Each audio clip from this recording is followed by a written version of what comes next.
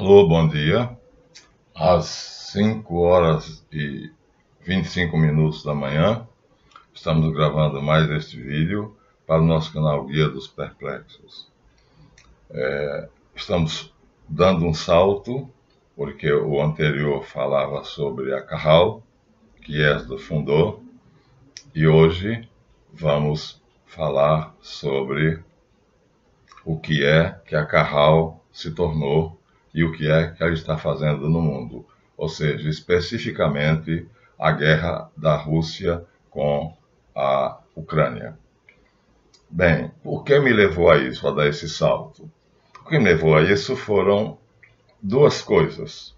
Primeiro, a atitude risível de perceber que a prateleira de quinquilharia de Leandro Carnal está vazia. Ele praticamente desapareceu, porque parece que não tem mais nada a dizer, desde que se fala sobre a Rússia e a Grécia e a guerra entre a Rússia e a Ucrânia. E aí o último vídeo que ele fez, ou um dos últimos, foi: todo brasileiro se tornou especialista no assunto da guerra da Rússia com a Ucrânia. Eu tive que rir. É uma reclamação, porque ele não tem nada a dizer.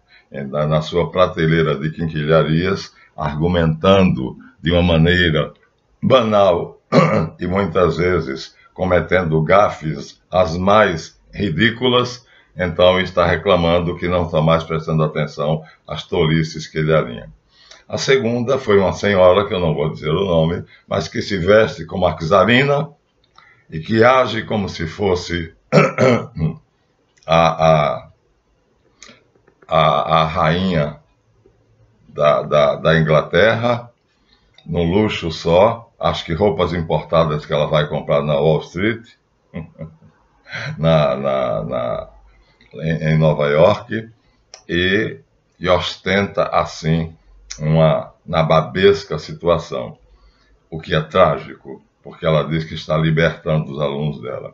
Foi vendo esses dois vídeos, inclusive a da dita senhora, né, que é uma montanha de cultura e de erudição puramente livresca, porque ela ensina coisas que ela mesma diz que não sabe fazer, e elenca todos os vídeos dela, uma quantidade de livros enormes, de uma literatura muito grande. Então, todo o trabalho dela se resume em ler livros, onde ela descobre segredos, como, por exemplo, num dos últimos, numa série que ela está fazendo, O Grande Segredo da Águia Bicéfala Coroada, onde ela diz que vai desvendar esse segredo, que na verdade não vai, porque só quem sabe falar sobre maçonaria é quem é maçom, e ela não é. Então, ela pega a águia de Lagash, que já é águia bicéfala, e diz que aí está todo o segredo dos governantes invisíveis do mundo. Eu achei trágico que ela tenha abordado um assunto para o qual, como os outros, ela tem uma pura cultura livresca, né? É uma pessoa de uma erudição invejável. Ostenta um título de PhD, mas não sabe fazer nada do que ensina. E aí eu tenho que rir. Quando uma pessoa ensina uma coisa e ela mesma diz: ensino projeção astral, mas eu não sei fazer. Eu ensino que o homem tem vários corpos, mas eu nunca vi algum desses corpos, desses outros corpos. E assim é risível você perceber que uma pessoa ensina aquilo que não sabe, baseado apenas em livros. Cultura livresca, para mim, é lixo. Então, baseado nos vídeos dessas duas pessoas, portanto, eu me senti no ânimo de dar um salto e fazer esse vídeo. Então, esse vídeo vai sair da Cajal, que é criada por Esdras, e vai mostrar o resultado do que ele fez. Vamos dar uma interrupçãozinha aqui e fazer o nosso agradecimento aos alunos que têm depositado pelo nosso Pix 223-992-67753 ou pela nossa conta Bradesco. Aceito as nossas videoaulas, né, no Projeto Caribou, que é um curso por videoaulas, e tem se matriculado no outro curso especialmente feito para aqueles que quiserem se aprofundar, chamado Colégio dos Magos Caldeus, que é essa dita erudita,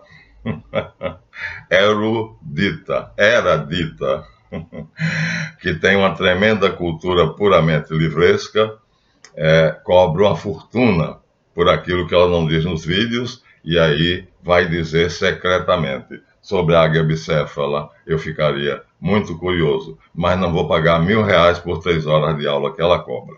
Então, vocês devem saber de quem eu estou falando. Agradecendo então aqui, agora vamos entrar no assunto. Nosso assunto é o seguinte: o que é de fato a guerra Rússia-Ucrânia? A guerra Rússia-Ucrânia, para ser compreendida, nós temos que voltar no tempo até um determinado momento em que o mundo tinha uma configuração determinada, e nessa configuração, então, nós temos a APEC e nós temos a ASEAN, está aqui, ó, a APEC e a ASEAN, e a seta apontando aqui para a Rússia e para a Ásia, que são países que não dependiam da economia ocidental. Aqui está escrito ASEAN, Associação das Nações do Sudeste Asiático, foi criada para acelerar o progresso econômico na região em 1942. E a APEC está dito: Cooperação Econômica da Ásia e do Pacífico é o maior bloco do mundo e responde por 46% das exportações mundiais. Então, deverá ser uma união aduaneira com tarifas iguais a zero até o ano 2000. Então, por causa dessas duas associações, a Santa Rússia, que essa nossa colega do YouTube chama de a Sagrada Rússia, foi o motivo do desespero dos governantes do mundo, aqui denunciados por M.S. King, no chamado Planeta Rothschild, e, na verdade, aqui a capa de um livro que fala sobre ele, Dinastia Rothschild. O desespero deles. A Rússia era o único país do mundo que tinha essas duas organizações que a tornavam riquíssima e fazia com que ela não dependesse do dinheiro deles. Isso os deixava desesperados. Aqui nós temos um quadro, mesmo depois do pós-guerra, os países devedores do FMI, aqui está em blocos, e vocês veem que aqui está a América, Canadá, aqui está Brasil, e aqui está em cima a Ásia, que nem colocaram toda, ó. Não colocaram toda. Por quê? Porque a Rússia, aqui está a China, que tem uma dívida enorme, e a Rússia nem colocaram, porque a Rússia era o único país que não dependia da fortuna dos Rothschild, nem dos bancos dos Rothschild, para desespero deles. E esse desespero vai fazer com que eles façam o seguinte: quebrar a Rússia. Ou seja, destruir a Santa Rússia. Olha só, é isso que vai ser o trabalho atual da Kahal, criada por Esdras no ano 453, na Babilônia. Para fazer isso, eles terão que destruir uma pessoa e uma família. Quando eles começam aos planos para fazer isso, eles fundam dois partidos na Rússia: os bolcheviques e os mencheviques. E os bolcheviques são chefiados por um judeu de nome falso, Vladimir Ilyanovich, que usa o pseudônimo de Lenin, que segue as diretrizes filosóficas revolucionárias de outro judeu de nome falso, Karl Marx, que na verdade é Moses Mordecai, todos eles falsos, e falso o que eles fazem, e falso o que eles escrevem, e falso o que eles pretendem dizer para o mundo, salvar o mundo. Na verdade, o serviço americano descobriu esse complô, que tinha como objetivo principal destruir a religião, e a Rússia era o país mais religioso do mundo, a Santa Rússia, portanto vai ser o objetivo. E aqui nós temos um telegrama, já li para vocês algumas vezes, mas aqui é um telegrama do Serviço Secreto Americano, que diz o seguinte, vamos ler o telegrama mais uma vez. O telegrama diz assim: em princípio de 1919, ainda não telegrama, o Serviço Secreto dos Estados Unidos da América do Norte entregou ao alto delegado da República Francesa, nesse país, um memorial, um documento, no qual categoricamente assinala a participação dos principais banqueiros na preparação da Revolução Comunista Bolchevique Russa. Olha, vou ler, dos principais banqueiros. Então é curioso saber que os Rothschild, os Rockefeller, os banqueiros, é quem estavam fazendo um complô para poder destruir a Rússia. Está aqui, ó. É um documento. Telegrama número 76.186, transmitido pelo Estado-Maior do Exército, segundo o gabinete. Em fevereiro de 1916, já é o teor do telegrama, soube-se pela primeira vez que na Rússia se estava fomentando uma revolução bolchevista. Os menchevistas queriam acomodar o regime czarista com uma democracia. Descobriu-se que as pessoas e firmas a seguir estavam implicadas nessa destruição. Jacob Schiff, primeiro, judeu, braço direito de Rothschild. Cohn, Leb and Companhia, judeu. Direção do movimento: Jacob Schiff, Felix Warburg, Otto Kahn, Mortimer Schiff e Jerônimo Hanauer, todos judeus. Equipe de supervisão: Guggenheim e Max Breitung, judeus.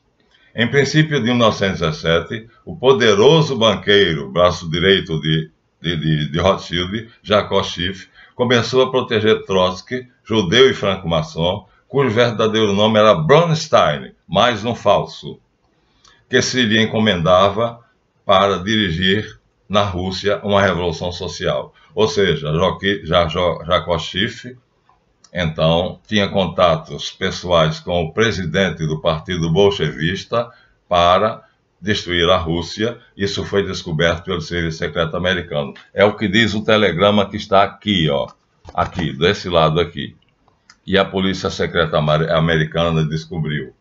Então, Trotsky, na verdade, Bronstein, unidos a Lenin, Vladimir Yanovitch, seguindo a filosofia de Marx, Moses Mordecai, então decidem destruir a maior potência católica, portanto religiosa, a Santa Rússia, e econômica do mundo, porque não dependia deles, e eles queriam conquistar. Esta guerra atual ainda é por esse motivo.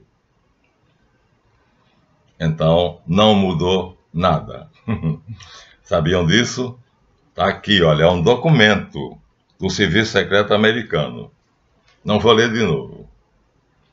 Também eram ajudados financeiramente os grandes bancos Casa Judaica Max Warburg, de Estocolmo, Sindicato Westfaliano Renano, judeu, e pelo judeu Olef Ashberg e Nils Banken, de Estocolmo, e por Životovsky, judeu, cujas relações entre os multimilionários judeus e os judeus proletários era grande e cuja filha se casou com Trotsky, ou seja, Bronstein. Então, quem foi que destruiu a Rússia? Os judeus. E aqui isso é descoberto pelo Serviço Secreto Americano e comunicado à França, que na época era o país que poderia tomar uma providência, mas não tomou. Não tomou porque ela também era dominada pelos judeus. Então, o que é que vai acontecer? O que vai acontecer é que vão assassinar um homem chamado Rasputin. Aqui eu tenho o assassinato de Rasputin, com dados fornecidos parcialmente pela filha dele, com várias fotografias. Aqui nós temos, por exemplo, Dmitry Pavlovich, sobrinho do czar da Rússia. Aqui eu tenho o próprio Rasputin, um mujik, um monge.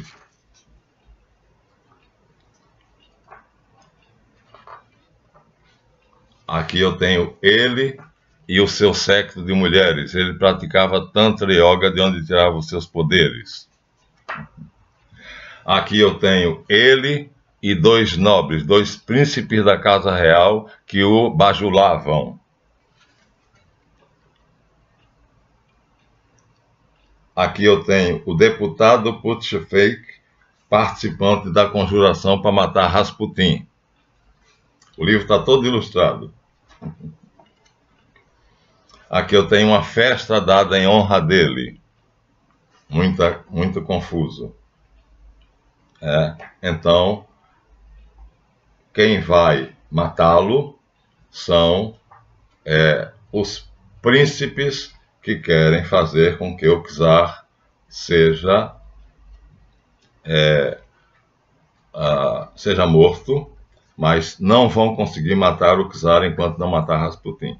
Portanto, o objetivo é este ser humano, aparentemente um pobre, qualquer um diria que era um mendigo, mas que tinha poderes extraordinários, graças à magia caucasiana, que a tal doutora de cultura livresca diz que é magia negra, e que seu principal representante hoje é Alexander Dugin, conselheiro de Putin, né? E que, junto com o patriarca da Igreja Rússia Ortodoxa, Ciril, dirigem um partido que, na verdade, não é um partido, é uma sociedade semi-secreta chamada Pamiati. Então, a senhora está muito mal informada. Informe-se, e informe-se direito. Aqui nós temos um nobre posando para uma fotografia. O nome dele é Félix Yusupov. Então, toda a nobreza russa era protegida por esse monge. E não poderiam matar a nobreza russa se não matassem Rasputin. Acontece que assassinam os Romanov. E aí, vocês acabaram de ouvir, não vou reler aqui, que foi descoberto pelo Serviço Secreto americano que todas as pessoas que participavam desse complô eram judeus e que não tenho nada contra os judeus. O meu canal se chama Dia dos Perplexos, em homenagem a Moisés Maimônides. Mas aqui nós temos uma canalha que decide, então, eliminar o maior país da época, o mais rico, o mais poderoso e aquele único que não dependia da dinastia dos Rothschild. Então, para poder sujeitar esse país, eles decidem fazer uma revolução e matar o czar. E aí, curiosamente, se você pegar um livro judeu, eles vão lamentar. Olha a hipocrisia. Vamos abrir o livro aqui e na página 73 e na página 79 nós temos. Vamos ler pela 79. Em 1894 faleceu Alexandre III, sendo sucedido por seu filho Nicolau II. A tendência era não se fazer nenhuma concessão às reivindicações emancipadoras das massas russas. Na verdade, tudo dirigido por Trotsky e Lenin. Os reacionários criaram uma organização denominada Centúrias Negras, ou seja, os revoltosos, encarregada de usar meios violentos para aterrorizar os elementos liberais. E os pogroms foram iniciados. Essa notícia da morte do Alexandre III e da ascensão ao trono de Nicolau II é completada pela seguinte, que é o assassinato de Alexandre II. Então, Alexandre III era o czar, morre, e aqui, num livro que é das escolas judaicas, estudado nas escolas judaicas, eles lamentam o comportamento de Alexandre II e seus ministros podia agradar diversas minorias do império, menos a polonesa. E entre esses desagradados estavam os judeus, muçulmanos, lituanos, etc. Os judeus. Pode ter agradado também aos camponeses, que um decreto do Tsar havia definitivamente libertado da opressão seus senhores feudais. Como pode os camponeses ter matado Rasputin se Nicolau de Alexandre II tinha... se Nicolau Alexandre II tinha libertado os camponeses, e então, como é que agora eles vão matar o sucessor de Alexandre de Alexandre III, que é Alexandre II. Então, não faz sentido. Um czar que comete um ato desses, olha só, havia definitivamente libertado por um decreto os camponeses da opressão dos seus senhores feudais. E é esse czar que vai ser assassinado. E aqui, numa escola judaica, é lido o livro como se os judeus lamentassem. Mas vocês acabaram de ouvir que todos os chefes do movimento são judeus. Então, o que acontece, então, é que isso aqui é pura falsidade. Na verdade, os judeus queriam dominar a Rússia. Por quê? Porque ela tinha dois blocos poderosos, que nós estamos com eles aqui, vou mostrar de novo. Um se chamava APEC e outro se chamava ASEAN. A APEC era responsável por 86% da exportação de produtos agrícolas para o mundo, e a Ásia, a Associação das Nações do Sudeste Asiático, acelerava o progresso econômico de toda a Ásia, fazendo com que hoje a União Asiática tenha decidido acabar com a OTAN. Então, o que nós temos agora, vamos deixar claro, é uma guerra que deve terminar com a derrota de um dos dois blocos, ou a OTAN ou a União Asiática. Então, mas isso aqui está lá distante. Vamos a razões mais próximas? Vamos a razões mais próximas. Já dissemos que a Rússia aqui nem consta no mapa dos países devedores do FMI. Olha isso aqui. Aqui nós temos cada um desses troncozinhos aqui, significa dívida. E aí, o que é que acontece? A Rússia está aqui em cima, ó. Essa parte cinza é a Rússia. Não participa disso. A China deve um montante. A Canadá, Estados Unidos, Brasil, tudo, e a Rússia não deve um centavo. Isso vai fazer com que a dinastia Rothschild entre em desespero, porque ela quer dominar o mundo, e hoje domina. Só que a União Asiática, ou seja, a antiga APEC e a ASEAN, se tornaram fortes e hoje constituem a União Asiática, que são principalmente a Rússia, a China e a Indonésia. A União Asiática planejou tudo meticulosamente para enfrentar a OTAN. Quando foi que isso aconteceu? Aconteceu que depois do assassinato de Nicolau II, então o golpe foi dado, o Tsar saiu de cena, porque foi morto, assassinado covardemente, depois de terem assassinado Rasputin. Se vocês lerem o assassinato, vocês vão ver que obra cruel que foi feita, e os Romanov foram todos eles assassinados pelos 10 mercenários que Lenin contratou para matar toda a família Romanov, encurralados dentro de um quarto, sem nenhuma possibilidade de reação nem de fuga. Essa é a vitória dos judeus que implantaram a União Soviética na Rússia. Para quê? Matando o czar por uma revolução dos camponeses que deveriam estar felizes porque o czar tinha feito um decreto favorecendo a eles. Então você vê que a história não faz sentido. Há alguma coisa aí que, como disse a minha querida, a erudita livresca, é a coroa em cima de uma cabeça invisível. Então, o que acontece é que hoje a Rússia, a União Asiática, portanto a Rússia, a China e a Indonésia, se tornaram da APEC e da ASEAN, que eram ali, dos países que já eram independentes, o maior bloco econômico do mundo.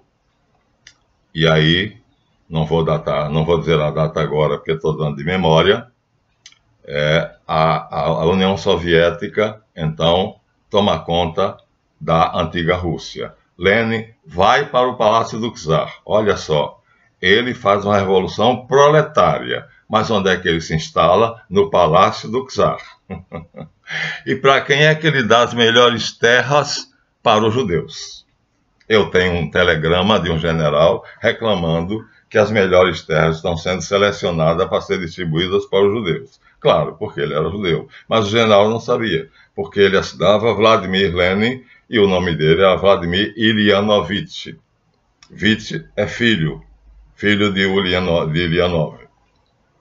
Então, veja, é uma conspiração, só que não é uma teoria conspiranoica, né? E o ponto vai ser o seguinte: primeiro eles destroem a Rússia matando o czar e Rasputin, covardemente, assassinando a sangue frio, numa sala fechada, sem a menor chance de defesa, a família Romanov, a família do czar, Nicolau II. O mais cruel crime que se pode ter feito, não deixaram nenhum vivo. Esses mercenários obedeciam a Lenin, judeu, e eram financiados por um conjunto de bancos judeus que eu li aqui para vocês, todos eles capitalistas. Então o comunismo é filho do capitalismo, que é uma contradição incompreensível se não tivermos a chave da história, que a doutora lá, PhD, diz que tem a verdadeira história da humanidade, e eu gostaria de ver o que é que ela diz nessa verdadeira história da humanidade, já que a cultura dela é puramente livresca, nada mais além disso. Então a erudição dela não é sabedoria, né? É superficial. O mar de cultura dela eu passo com água pelas canelas. Então, mas vamos deixar para lá. Então, o que é que acontece? A Santa Rússia se torna, de repente, comunista. As igrejas são fechadas ou transformadas em museus e escolas. Ler a Bíblia passa a ser proibida. As Bíblias são queimadas em praça pública. Por isso, agora, os nossos padres hoje temem que a União Asiática vença a guerra, porque ainda tem aquela imagem da União Soviética, só que assim que Putin subiu ao poder, a primeira coisa que ele fez foi restaurar as igrejas e colocá-las mais belas do que elas já eram, mas não posso dizer o mesmo da China, porque assim que a China conquistou o poder, Mao Tse-tung, ele tomou o Tibete, prendeu todos os lamas, e o Dalai Lama foi obrigado a fugir e se exilar na Inglaterra. Então, o medo é da China. Mas acontece que a China é quem financia a Rússia. A China entra com o dinheiro, porque é dona do comércio mundial, e a Rússia é quem faz as armas financiadas pela China.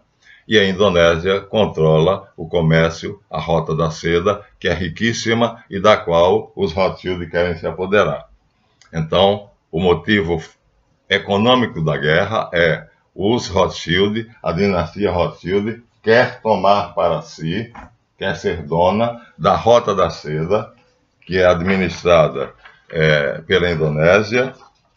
Está dito aqui no livro Planeta Rothschild, de M.S. King, e da Eurásia, que é um livro famoso que mereceu a demissão do seu escritor, que era conselheiro presidencial, Zbigniew Brzezinski.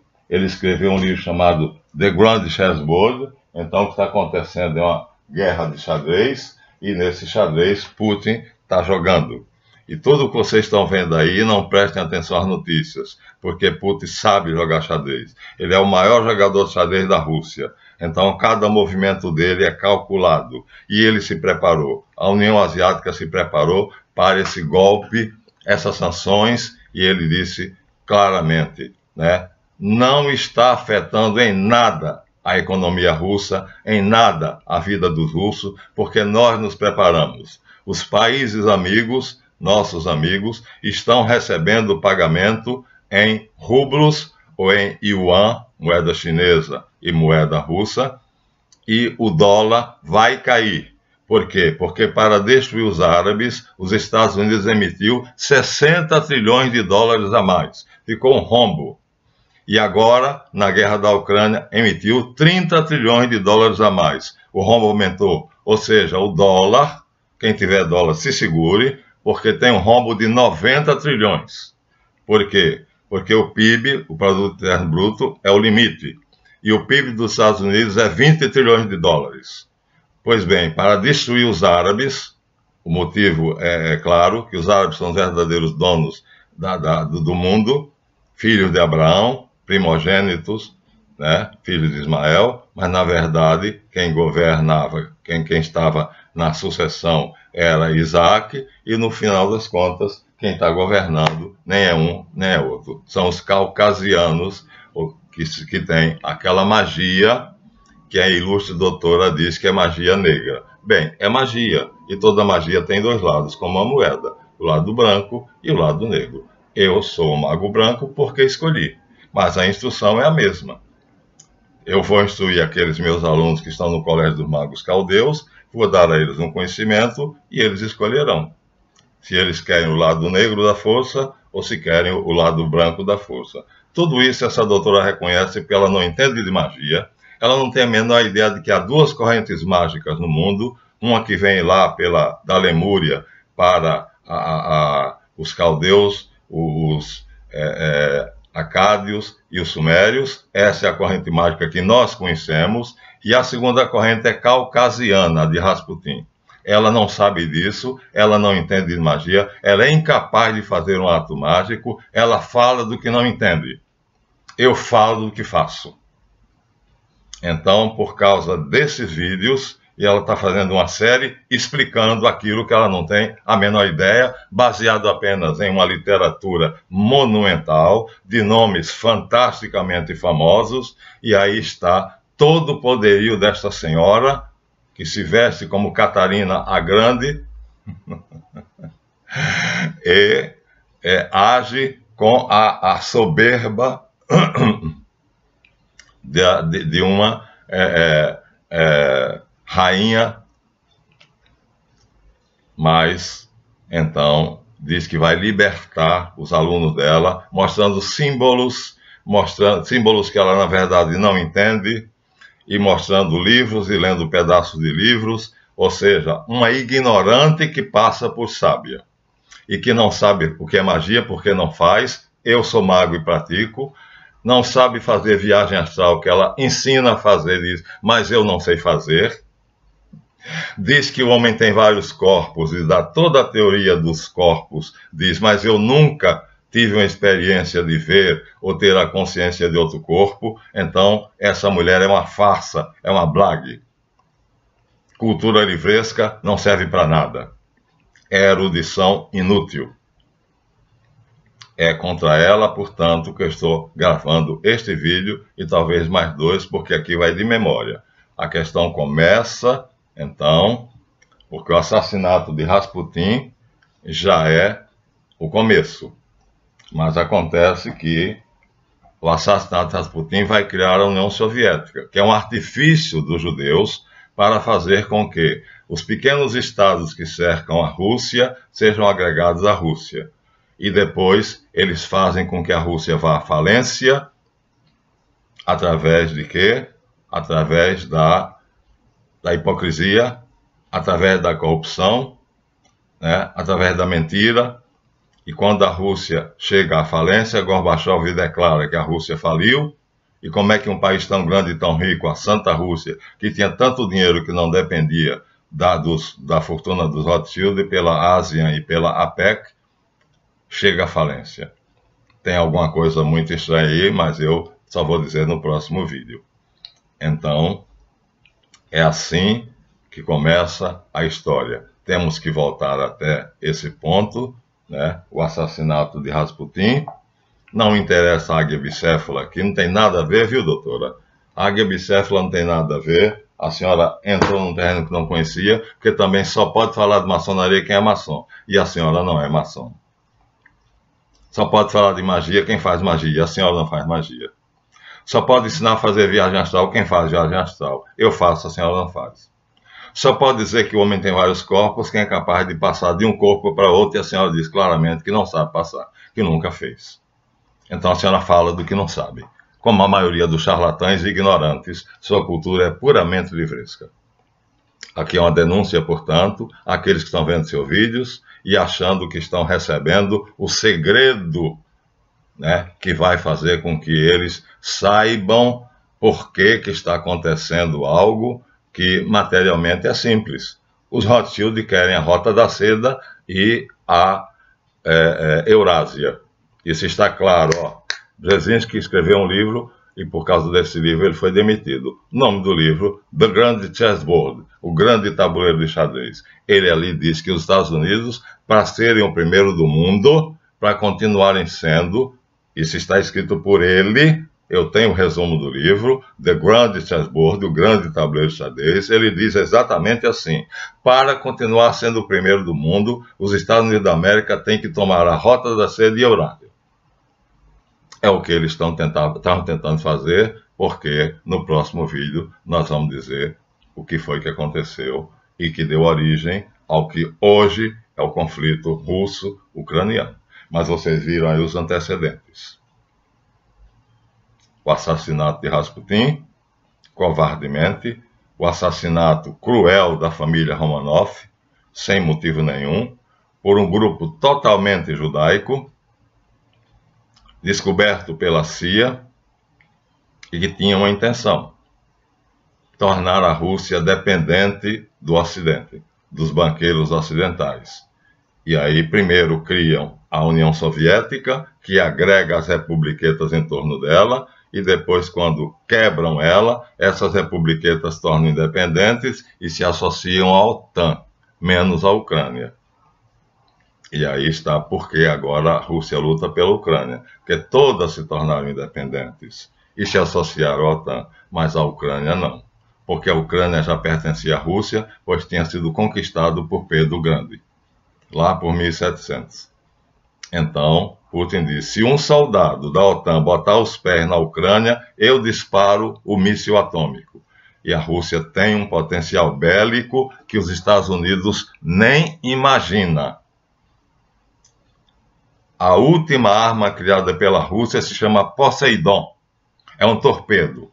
Já que um avião pode ser detectado pelos radares, então Putin mandou construir um torpedo que não pode ser detectado pelos radares. A partir de um porta-aviões, esse torpedo, que pesa 10 toneladas, ele vai por debaixo d'água e pode atingir todas as cidades costeiras dos Estados Unidos, e aí cada cidade que ele atingir, o poder destrutivo dele é tão grande que transformará Miami e Nova York, e não sei se Nova York é costeira, aqui estou divagando, que eu não tenho de memória, mas cada uma das cidades que esse torpedo chegar, entrar praia adentro e detonar, vai reduzir a pó. Os Estados Unidos estão na mão da Rússia. A essa altura, o Biden está negociando com Putin, através de uma videoconferência como a nossa, para que Putin convença o Ayatollah do Irã a não despejar seus mísseis sobre Israel. Ele está doido para isso, porque o Ayatollah do Irã odeia Israel. Os Ayatollahs odeiam Israel. E mesmo com a cúpula de aço, o teto de aço, se o Irã despejar 100 mísseis sobre Israel, a cúpula de aço poderá até deter 60 mísseis, mas 40 passarão. E 40 serão necessários para reduzir Israel a pó. Serão suficientes. Então é incrível, né? Estados Unidos de um lado, Biden, lutando contra a Rússia do outro lado, na Ucrânia, mas por telefone. Por que esse cuidado com Israel? Estão negociando para que a Rússia, que tem uma influência enorme sobre os ayatollahs iranianos, foi ele que tornou o Irã o quarto arsenal nuclear maior do mundo, convença-os de que não aproveite a situação para destruir o Estado sionista de Israel. Está acontecendo agora esse acordo.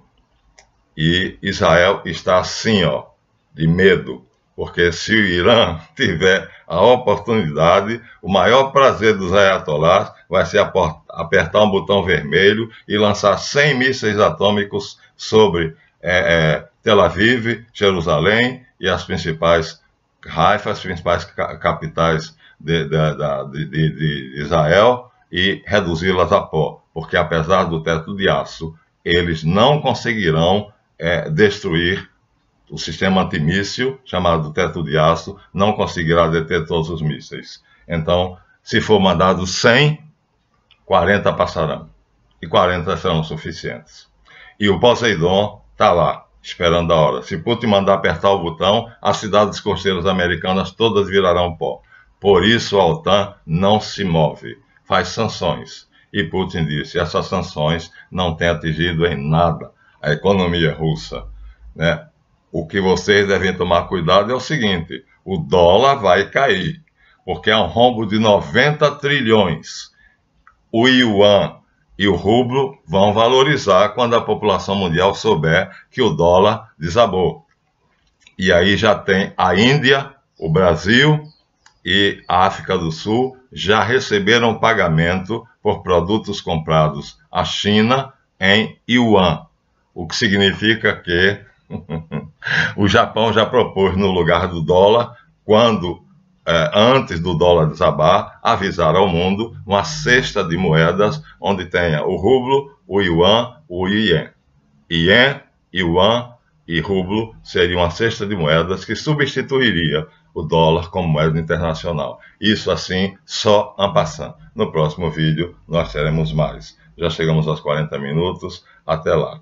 Espero que tenham gostado. Não esqueça, deem seu like. Se não derem, dê o seu ahavte, como diz o Renato lá de Jerusalém, né? É o meu amigo lá que dá as notícias de Jerusalém. É dele que eu tenho certas informações preciosas. O seu like vai me ajudar muito. E agradeço mais uma vez pela solidariedade e por estarem ajudando o nosso canal a crescer. Porque nós falamos a verdade. E nós falamos o que fazemos, não o que lemos. Cultura livresca é lixo. Erudição, Olavo de Carvalho morreu sem fazer nada. Fumando, fumando, fumando até entupir os pulmões e se tornar tuberculoso. Porque fumava um cigarro assim e um cigarro no outro. Isso é cultura livresca, porque ele não fazia nada do que eu faço. Ou seja, ele não era um yogi, ele não era um mago, ele não tinha conhecimento de ciências ocultas, esotéricas e místicas. E quem não tem esse conhecimento não deve entrar nesse terreno. Está entrando em terreno minado, viu, doutora? A senhora está botando os seus pés no lugar onde a senhora não devia pôr seus pés. Assim como Putin disse, não bote os pés de um soldado da OTAN dentro da Ucrânia, que se botar eu detonarei os mísseis que vão, o Poseidon, que vai atingir a costa dos Estados Unidos. Assim eu digo à senhora, cuidado nos terrenos em que a senhora entra, porque a senhora diz que sabe muito, mas sua cultura é puramente livresca. São livros pomposos, de nomes pomposos, de filósofos conhecidos, mas que não sabem nada sobre magia caucasiana, da qual Putin é possuidor. Herdeiro de Rasputin, que foi o maior mago da magia caucasiana. A senhora só conhece a magia da águia bicéfala, doutora, mas a magia da águia bicéfala maçônica é ocidental. Portanto, vem da Suméria, Acádia e Babilônia. E a senhora está dizendo que isso é magia negra? A senhora não tem a menor ideia. Bom, então, até o próximo vídeo.